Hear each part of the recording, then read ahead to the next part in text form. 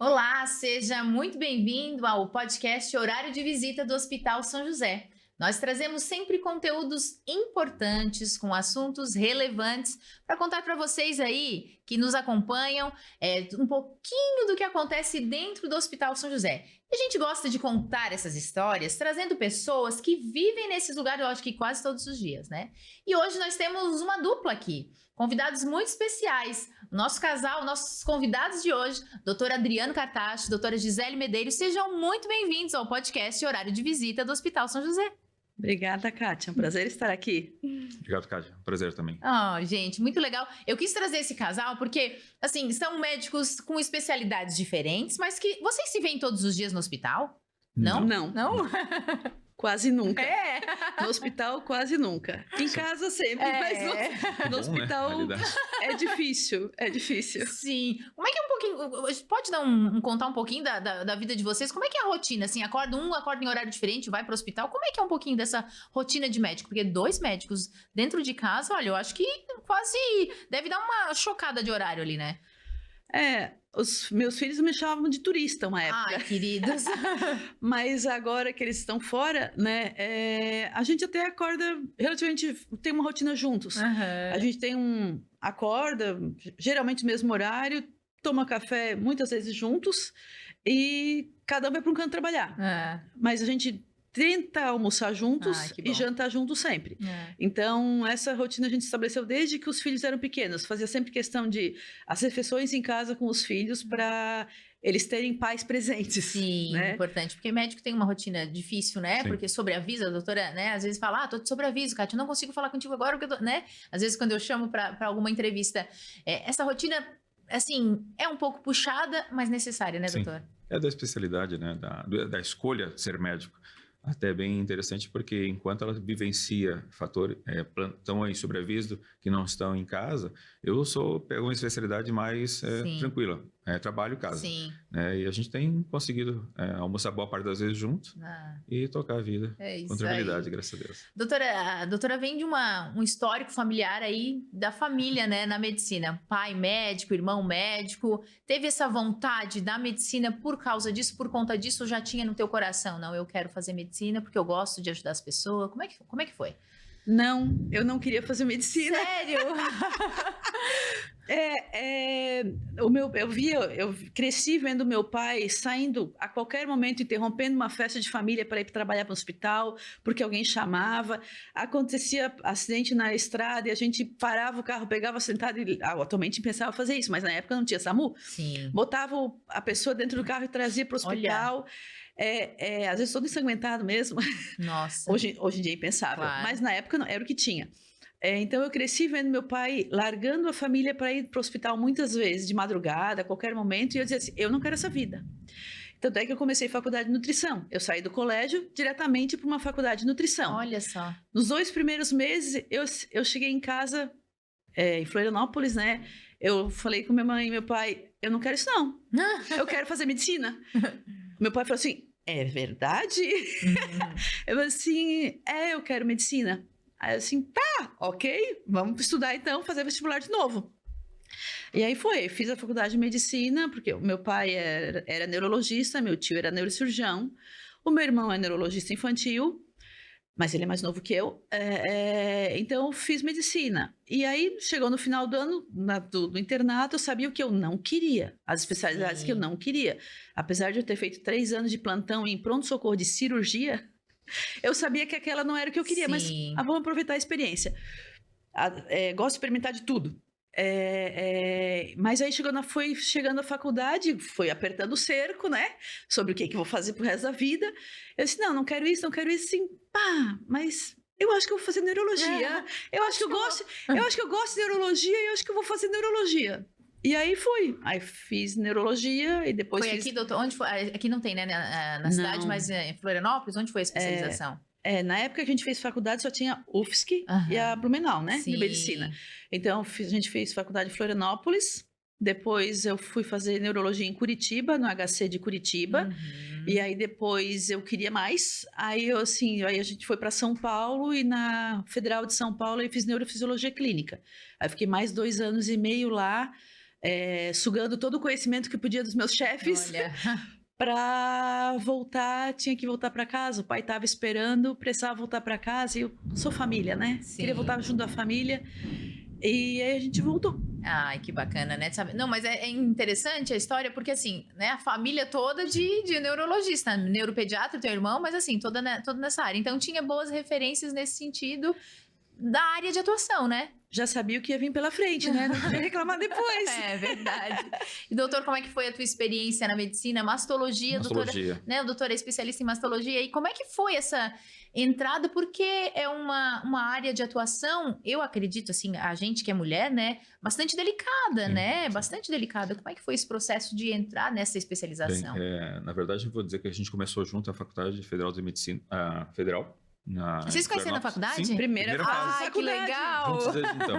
Estamos juntos desde a primeira fase da E faculdade. a gente Olha fez só. uma trajetória muito parecida, né? A gente foi para Curitiba, cada um na sua especialidade, terminando a especialidade em ginecologia e obstetrícia, que foi a área de Sim. entrada nessa Tem que na fazer área. primeiro ginecologia para depois Tu masto? tens a opção de fazer ginecologia e obstetrícia e masto depois, já. ou fazer cirurgia geral e masto. Ah, tá. São as duas formas, mas a Uhum. grande maioria das pessoas fazem a parte de ginecologia primeiro, Uhum. né? E aí a gente foi para São Paulo juntos, né? E fizemos a formação.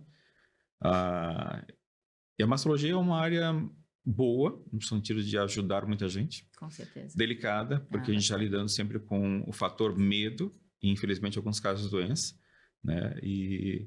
Mas é muito salutar, assim, ajudar pessoas, né? E boa parte das vezes, graças a Deus, orientar mais que dar diagnóstico. Sim. É que você tem um conceito que tu vai estar dando diagnóstico de câncer a vida inteira.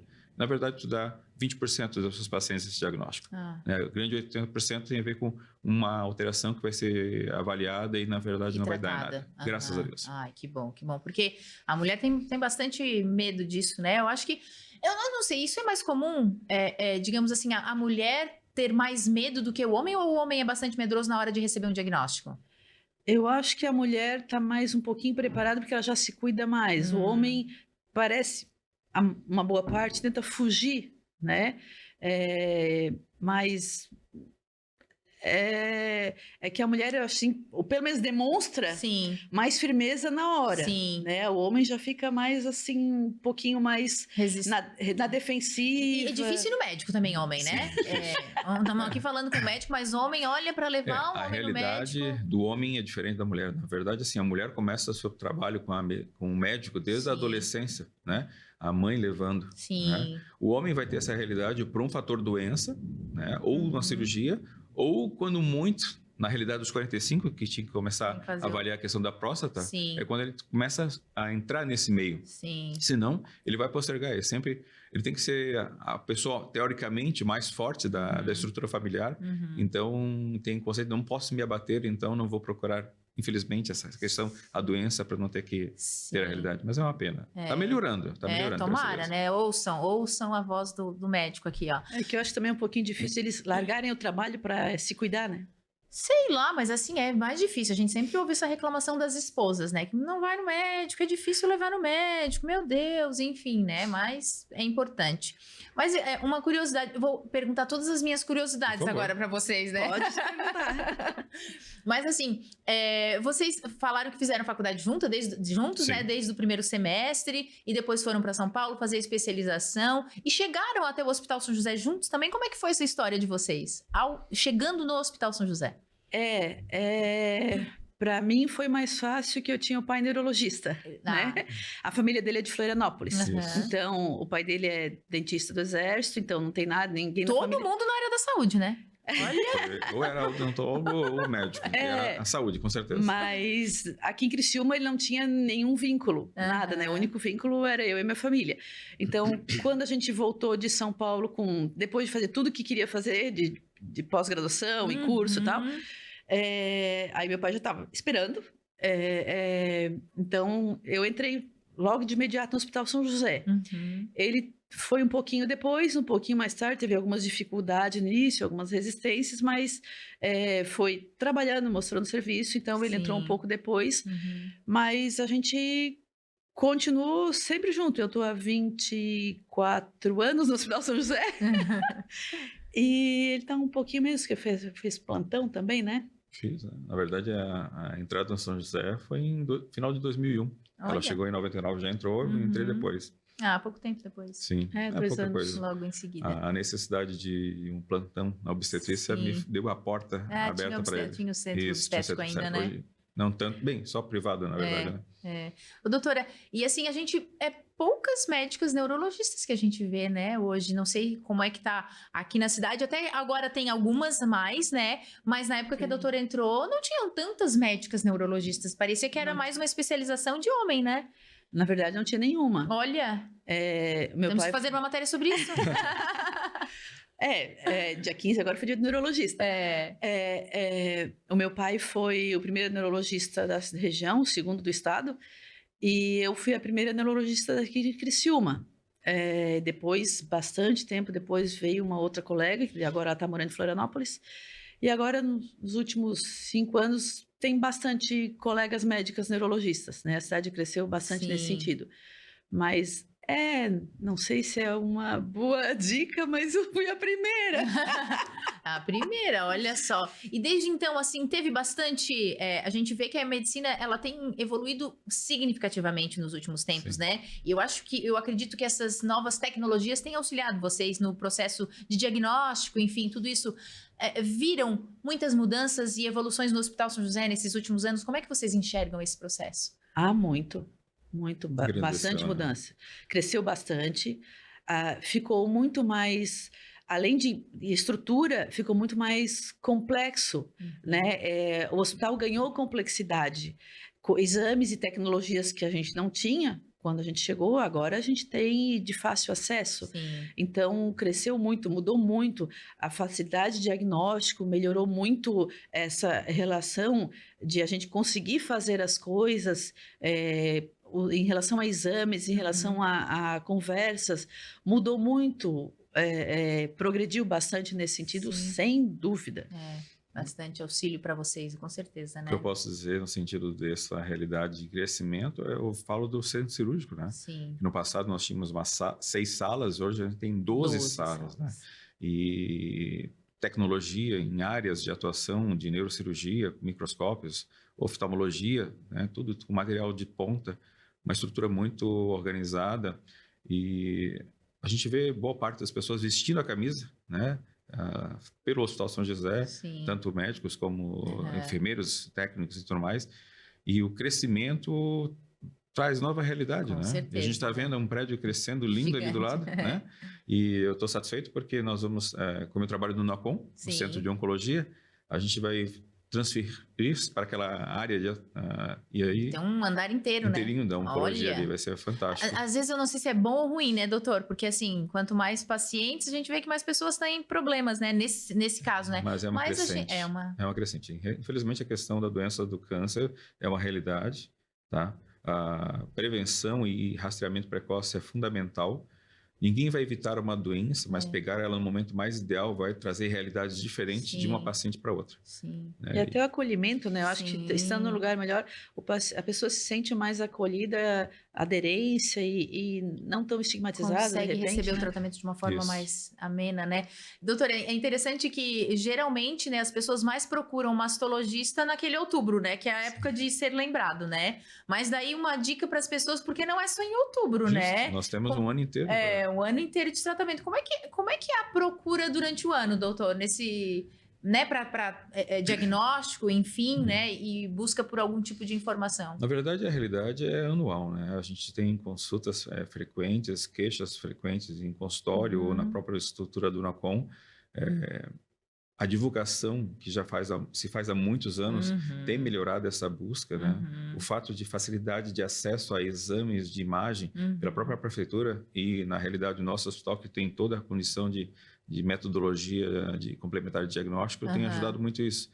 E o fato de a gente conversar muito sobre isso aqui no podcast, em qualquer outra estrutura, tem feito as pessoas procurarem, né? Ainda se tem, infelizmente, uma questão do medo, receio da doença, que tem afastado ainda mulheres, né, dessa procura.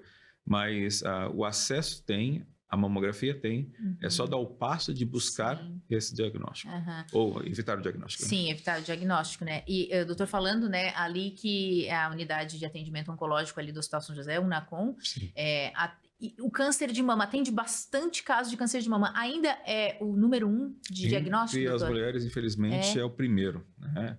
Nós temos, infelizmente, 1 a cada 8 mulheres terão câncer de mama. Olha só. Né? Uma estimativa de 2.300.000 no mundo, casos, e no Brasil 66 mil novos casos para 2023, previsão. Né? Então, é muita mulher, né, com diagnóstico e precisando de ajuda, né? No sentido assim, a orientação traz a necessidade de procurar de uma forma muito precoce. Sim. Quanto mais precoce, melhor diagnóstico, mais chance de cura, tratamentos mais tranquilos, né? Nada de realidades negativas, né? E o medo. Sim. Né, eu tenho um caso que uma vez eu ouvi de uma família amiga que a avózinha, a avó, né, da pessoa tinha descoberto câncer de mama tardiamente, assim, ela não tinha falado para ninguém, enfim, quando descobriu já não tinha o que se fazer e não resolveram fazer o tratamento. Acontece situações assim, doutor? Nós temos situações de... A comorbidade da paciente é um dos fatores principais para a gente evitar um tratamento de uma doença, né? Quando a paciente chega no nosso consultório ou na realidade do NACOM, que se dá o diagnóstico de uma doença do câncer e ela tem fatores como hipertensão severa, diabetes, cardiopatia ou insuficiência renal, né, ou hepática, a gente pondera o que é mais interessante conversando com a familiar, né? E algumas vezes não é que se deixa de fazer um tratamento, a gente faz a opção de tratamento menos agressivo para ela, porque infelizmente o fator de saúde base dela é que atrapalha o que seria mais interessante, né? E a gente vai fazer um manejo de acordo com o tipo de doença e cada paciente tem um tratamento específico. Sim, a gente ouve muito de vocês a respeito do diagnóstico precoce, né? E o cuidado, a gente até estava falando, sempre que vem médico aqui, eu estava comentando que nunca existe uma fala que não entre, né, na fala deles, que não seja também assim, ó, o cuidado, a qualidade de vida, né, com alimentação adequada, não uso de cigarros, enfim, evitar o consumo de bebida alcoólica, fazer atividade física. A regra tá ali, né? A receitinha básica tá ali. Acontece muito isso, doutora, de chegar no consultório e vocês fazem aquele checklist, né? Faz isso, faz uso daquilo, né? Tem aquele checklistzinho que vocês sempre perguntam pra gente quando vai no consultório. Quase sempre é preenchido essas perguntas, assim, dizendo assim, eu uso, eu bebo, eu não me alimento direito. Acontece bastante? Muito. Infelizmente, muito. Porque pode parecer clichê, mas... Infelizmente, serve, acho que para praticamente todas as áreas da medicina, essa higiene na vida, né? Que é a alimentação saudável, atividade física, no caso, estimular o cérebro, estimular muito o cérebro, porque na minha área, tempo é cérebro, tempo é músculo e tempo é nervo, então o tempo conta, né? Então, estimular drogas listas e ilícitas, né? Isso faz diferença para qualquer área da medicina, tanto na área de mastologia, de oncologia, quanto na neurologia, cardiologia, endocrinologia. Muda a vida. Porque, assim, a gente vai ser uma boa parte do que a gente faz agora, né? Então, a gente tem a opção de escolher para que caminho, para que lado a gente quer ir. E nunca é tarde para dar um passo para trás, voltar e mudar.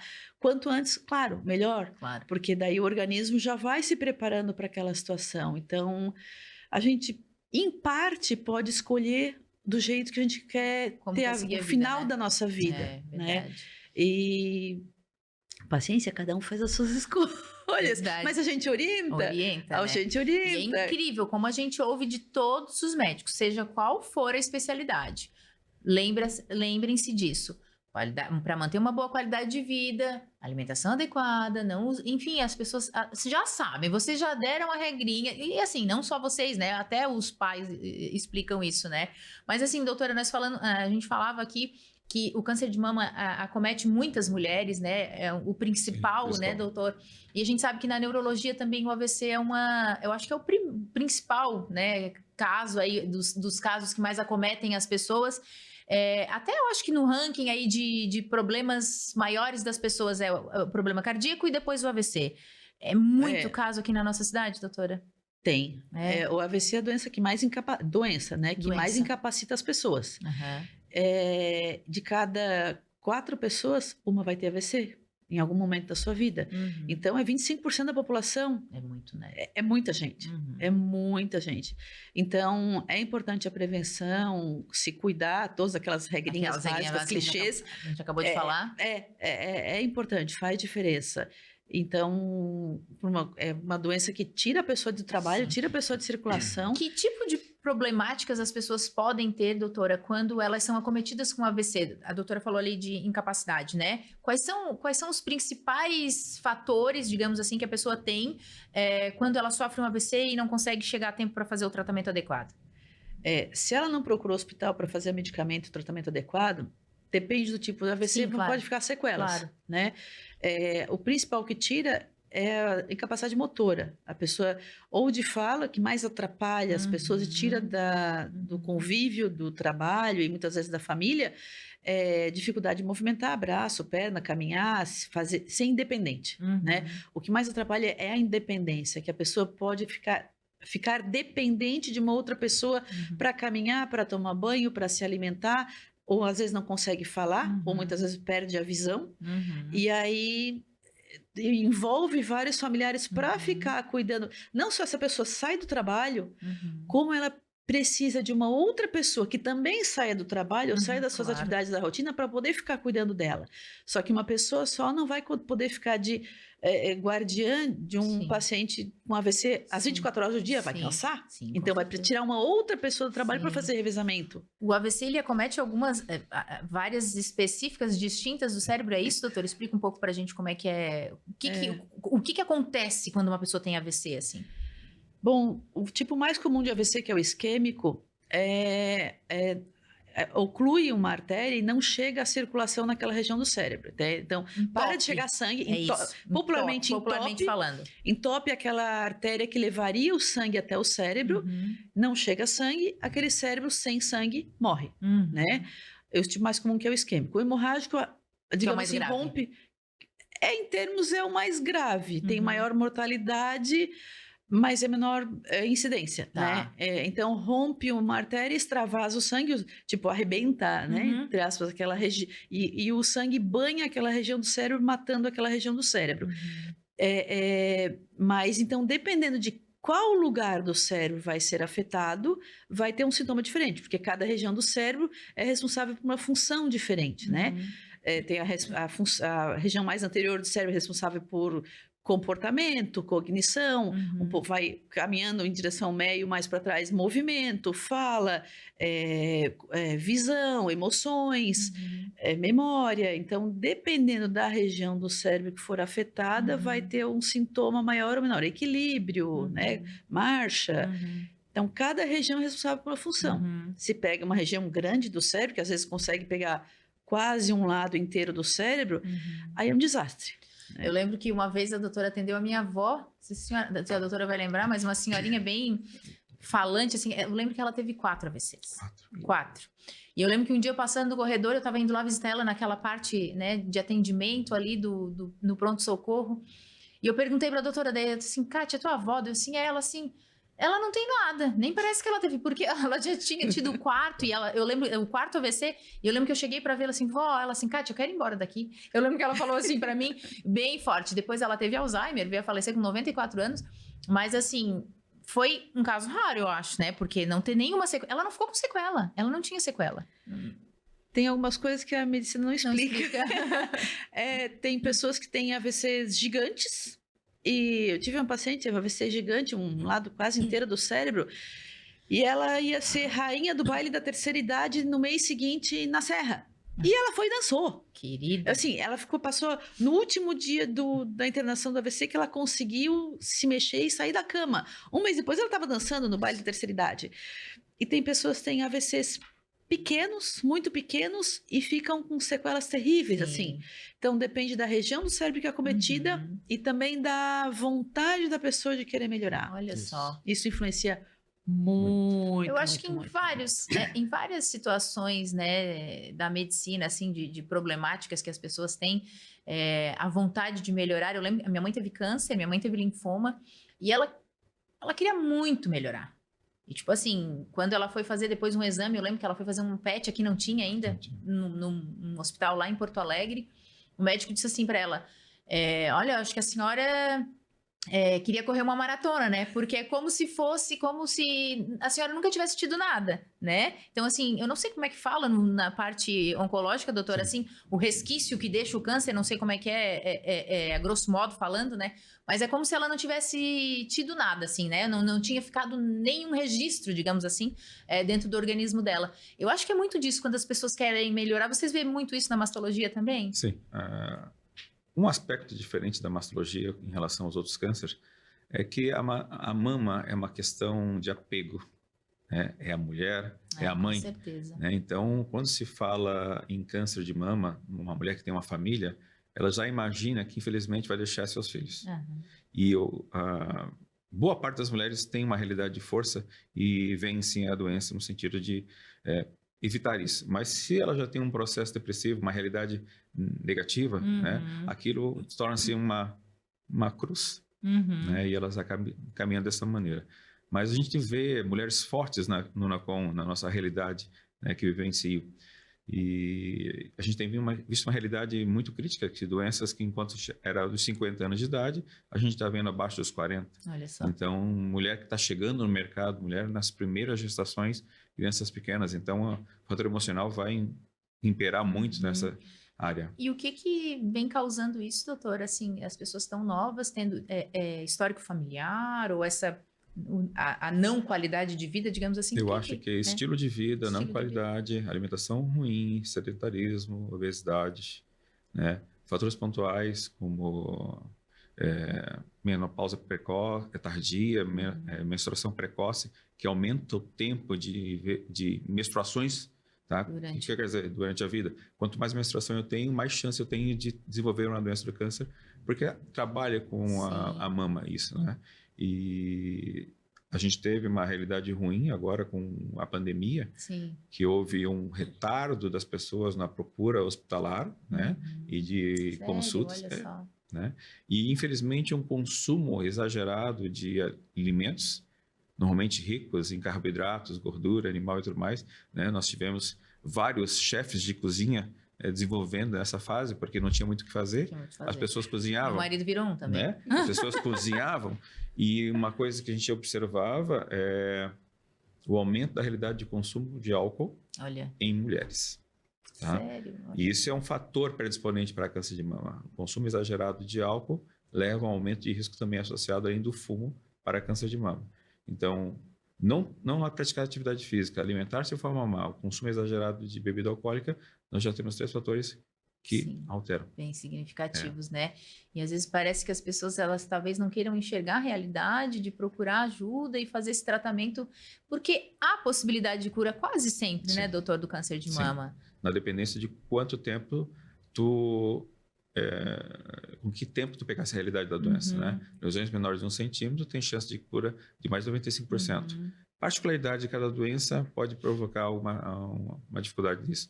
Mas, assim, quanto mais precoce tu procura auxílio médico, melhor. Né? Então, aquele medo de um exame, mamografia, né? Que é a triagem geral que a população tem. A partir de que idade mesmo?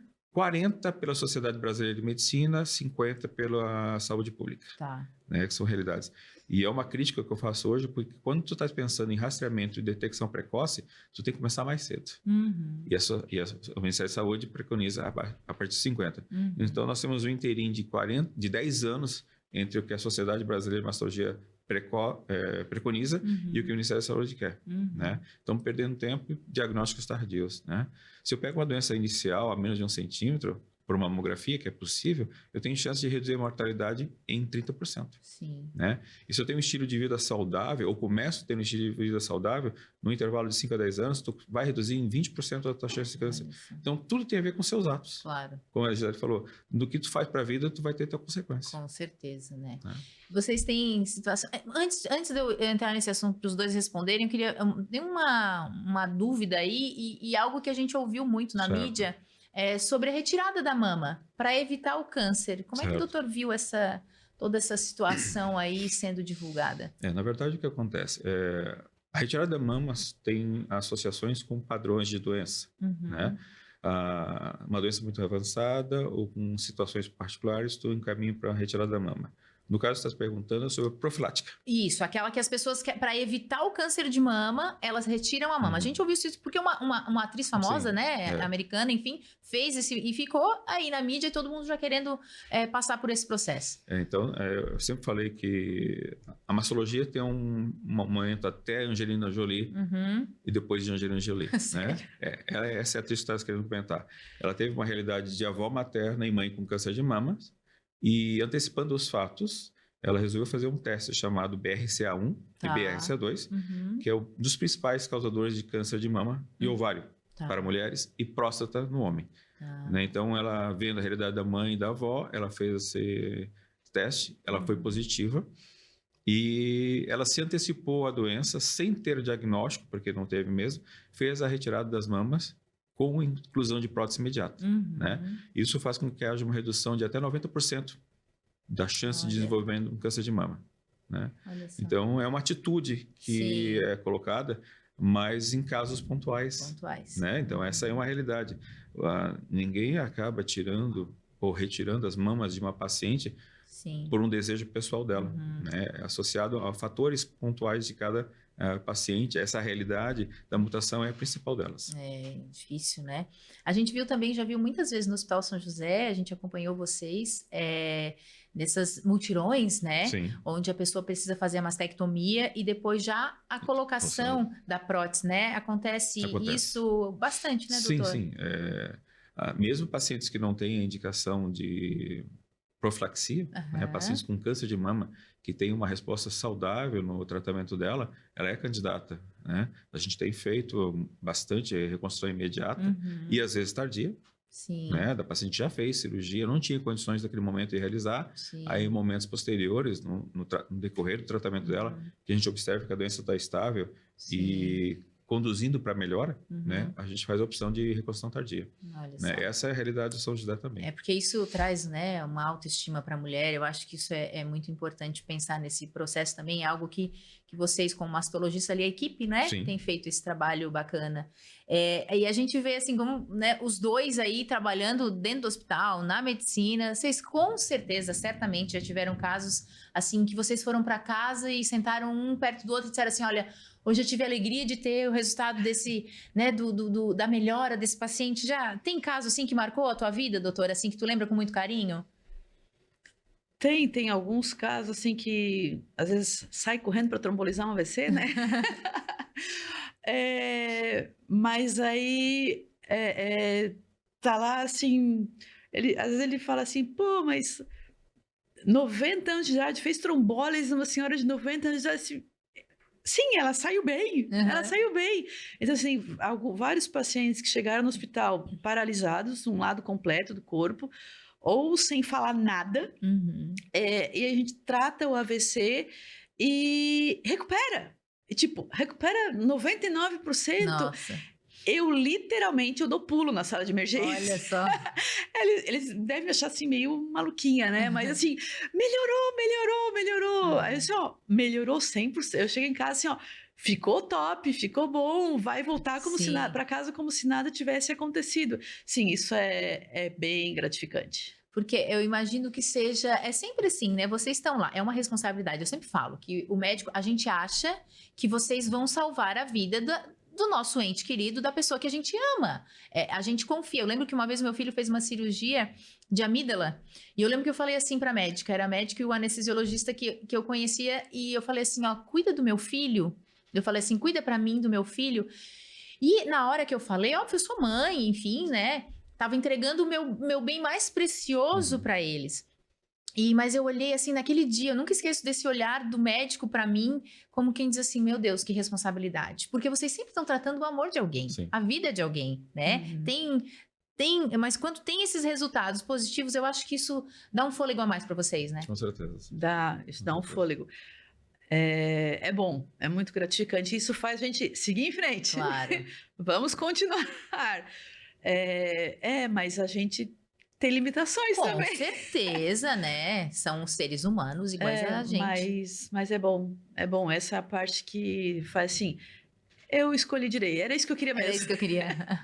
E na mastologia eu acho que tem bastante disso também, né, doutora? Assim, quando vê o resultado diagnóstico limpo, digamos assim, não sei se é esse termo que se usa, mas assim, das células ali, enfim... consegui ajudar na cura, ajudei nesse processo e a família tá ali comemorando, eu acho que traz esse alento, né? Na verdade, nesse momento eu não lembro um caso pontual, mas eu posso dizer que é satisfatório quando tu fecha um período de acompanhamento, que são 5 anos depois de um diagnóstico e início do tratamento, né? De uma palavra simples e um aperto de mão, de um muito obrigado, doutor, pelo que você fez por mim, né? Então, isso é muito bom, né? Como a gente diz, gratifica, né? Te dá um bem-estar, poder saber que tu está ajudando e que aquela pessoa confiou em ti e toda aquela equipe de tratamento, desde o médico oncologista, o rádio, a equipe de enfermagem, que são batalhadoras dentro do NACOM, nunca vi, né? Sempre prontas para atender os pacientes. E um muito obrigado já é o suficiente. Já é o suficiente, né? Eu acho que traz esse... A minha mãe tem amigas até hoje no NACOM ali, que ela vai, às vezes leva presente, enfim, né? A médica que tratou também, ela vai lá, às vezes Natal, ela adora fazer presentinho e levar. Então, assim, porque é uma gratidão mesmo, né? Ajudou no diagnóstico, ajudou na cura. Eu lembro que uma vez a doutora também atendeu um primo meu, que ele estava tendo várias convulsões, minha família já passou ali no Hospital São José, meu Deus. E ninguém descobriu o que ele tinha, ninguém achavam que era uso de droga, enfim, e todo mundo falando e que era, daí a doutora assim, Kátia, isso não é. Eu lembro que a doutora falou assim, doutora, não sei se vai lembrar, tanta gente, né? Mas depois houve o diagnóstico de que era um tumor, né? Era um tumor benigno, mas que estava numa área do cérebro muito difícil, daí vocês lá, nessa discussão, né, que vocês têm entre médicos ali, ele fez uma cirurgia que demorou 8 horas, assim, mas encontraram a solução. Acho que quando vocês não sabem o que é, e quando encontram o diagnóstico, acho que também é um alento, né? Sim, é um alívio. Sabe por que caminho ida aí, né? Sim, porque tem doenças que vêm escrito junto com o paciente, né? O paciente passa pela porta e diz, esse tem isso. Sério? Tem bastante... Ou muito. Muito. Olha só. O paciente passa pela porta, é isso. Às vezes o paciente vai receber, o paciente caminhando, levanta da cadeira para ir em direção ao consultório, tem isso e aquilo. Olha. Pela experiência. Pela experiência, sim, né? 23 anos nisso, a gente ganha um pouquinho de experiência. Mas tem doenças que não, que a gente sofre um pouquinho até conseguir descobrir. Tem doenças que são bem difíceis, assim. Às vezes tem algumas doenças que o paciente passa 2, 3 médicos, 1, 2 anos até conseguir descobrir que na neurologia tem, porque as doenças se mostram de uma maneira muito diferente às vezes do que a gente está acostumado a ver, e tem muita doença de origem genética na neurologia, detalhes, pequenos detalhes, que às vezes é difícil de chegar até lá e descobrir, provar que é aquilo lá, né? A gente tem uma ideia, mas não consegue provar, porque o exame não está disponível. Tem algumas doenças na neurologia que os exames não tem no Brasil, tem que fazer fora, mas na maioria a gente consegue. Sim. Não, eu lembro desse caso do meu primo, ficou muito forte, assim, na nossa memória, porque ficaram, eu acho que uns 4 dias, assim, até foi pouco, né? 4 dias, uma semana, não lembro, assim, para tentar descobrir o diagnóstico. Não descobria. E eu lembro que eu passando no corredor, a doutora me chamou, Kátia, eu acho que é isso, a gente está estudando, a gente vai discutir agora. E depois, eu lembro que vocês vieram e falaram pra gente que era um tumor com exames, enfim, né? Mas foi bem difícil do diagnóstico, passou pelo processo cirúrgico, tá bem? Acompanha ali, eu não moro aqui, mas acompanha o neurologista ali, mas eu acho que essas situações, assim, quando descobre o diagnóstico, agora eu sei por que caminho ir para fazer o tratamento, traz esse alívio, né, para vocês, né? É um ufa! Esse ufa aí, né? E hoje o Hospital São José tem uma área específica de atendimento para neurologia, já tinha isso há muito tempo, foi implantado isso agora, recente? Como é que foi, doutora, essa luta até chegar nesse lugar que vocês estão lá? Não, faz um tempinho, foi antes, acho que uns 5 anos, que a gente tem um cantinho, a gente foi colocado num cantinho da neurologia, a gente criou o cantinho do AVC, e aí depois foi melhorando, né? Fomos tendo upgrades. Bom, sempre bom upgrade, né? É muito bom upgrade. E tem uma parte de um andar lá do hospital que é mais dedicada à neurologia e neurocirurgia, né? E a gente conseguiu montar a unidade do AVC, então tem 2 unidades do AVC com 5 leitos cada uma, cadastradas na Rede Brasil AVC, né, que é um upgrade muito bom. Sim. E estamos em breve prontos para fazer um novo upgrade. Olha! É spoiler? Spoiler aí, gente! Que a gente tem uma parceria com um grupo que cuida, que monitora e cuida e orienta toda a parte do AVC dentro do Hospital São José, Sim. né? Então, agora, essa semana que vem, a gente vai ter uma reunião com o grupo de São Paulo para fazer um upgrade. Olha. Mas o upgrade daí é voltado para a cidade, envolvendo mais coisas na cidade. Mas esse trabalho que vocês têm feito tem, né, dado alguns reconhecimentos para vocês, né? Vocês têm sido reconhecidos internacionalmente sobre o serviço de atendimento ao AVC no Hospital São José. Sim, temos alguns prêmios ouro Olha. de reconhecimento internacional no atendimento ao AVC. Que bacana. Na qualidade, tanto em tempo quanto em qualidade de reconhecimento ao AVC. É uma organização mundial, né, que premia os bons. Isso aí, o que é bom tem que ser falado. E nós temos alguns prêmios classe ouro. Que bacana. Nesse trabalho aí de... que já segue os protocolos e é feito tudo no tempo correto, enfim, e é reconhecido por fazer um trabalho de excelência, é isso, né? Tem vários critérios bem rígidos. Avaliativos. Avaliativos são vários pontos, várias partes do atendimento que são avaliadas, pré, durante e pós, que são avaliadas e classificadas, e isso é tudo colocado num banco de dados internacional, e eles premiam os melhores do mundo, né? E a gente tá nessa. Aí, ó, sendo reconhecido. O Hospital São José é um hospital, né, referência em alta complexidade em várias especialidades, né? A neurologia e a oncologia também estão entre essas especialidades aí da alta complexidade, continuando fazer um trabalho de excelência para a população de Criciúma e toda a região, né? Que nós temos uma área de abrangência aí de 43 municípios, né? É grande. Compreende 1 milhão de habitantes. Vocês têm noção do que é isso? É bastante gente. 1 milhão de habitantes, a gente é referência para isso. E é bastante gente. Eu acredito que para vocês, como já falaram, seja muito especial fazer parte dessa equipe, né? E poder ajudar as pessoas. Eu acho que, além de fazer parte da equipe de um hospital de excelência, mas ajudar as pessoas, eu acho que é o que traz mais gratidão, dá um retorno, né? E assim, é para frente que se anda, né? É isso aí. Melhorando sempre, tentando aprimorar. A gente acabou de vir de congressos, eu vim de Manaus, ele veio de Florianópolis. Então a gente está sempre buscando conhecimentos novos, informações, e não dá para parar. É isso aí. Mas foi uma honra ter vocês aqui no nosso podcast, Horário de Visita. Acho que a gente marca uma outra para contar só os casos especiais aí, que eu gostei das histórias. Mas, tem bastante. Doutora Adriana, muito obrigada. Doutora Gisele, muito obrigada pelos esclarecimentos, por essa parceria aí com o Hospital São José e no nosso podcast. Obrigada, Kátia. É um prazer, agradeço. É muito bom estar aqui.